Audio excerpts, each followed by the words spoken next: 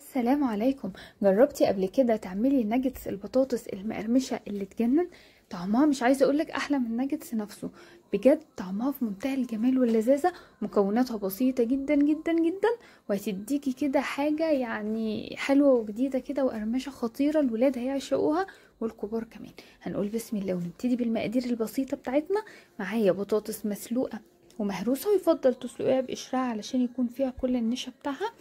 ومعايا رشة جوز الطيب، ومعايا بقى نص كوباية من النشا، معايا جبنة مبشورة، ومعايا معلقة من البيكنج باودر. وهقلب بقى الكلام الحلو ده. وعاوزة اقولك بقى ان جوز الطيب والزعتر بيدوها طعم، يعني بيودوها في حتة تانية خالص.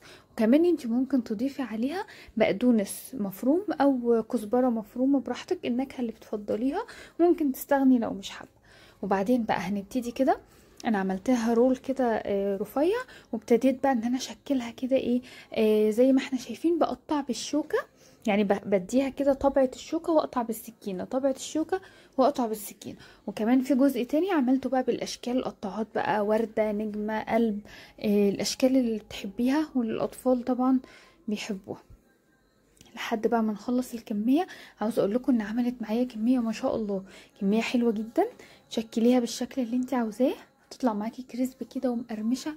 طعم الجبنه الرومي اصلا جواها مع الزعتر، مع رشه جوز الطيب والنشا اللي اداها قرمشه خطيره جدا.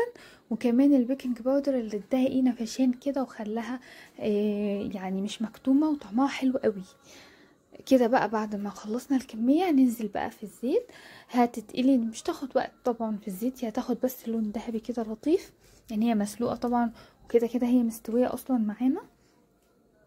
فمجرد ما تاخد اللون اللي انتي حباه، خلاص. يعني حابة اصفر بقى، ذهبي، غامق شوية، محمر، براحتك اللون اللي بتفضليه. شايفين اصلا شكلها عامل ازاي؟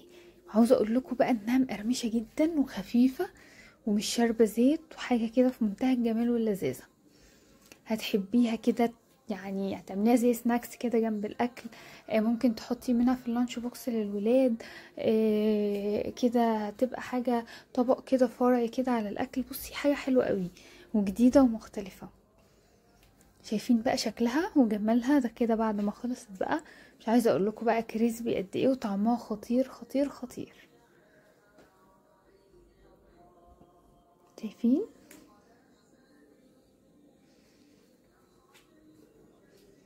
ومن جوه بقى هشه كده ومش مكتومه ولا اي حاجه، وبجد بجد تستحق التجربه. ووصفه خفيفه كده ولطيفه وسريعه، مش هتاخد منك وقت خالص.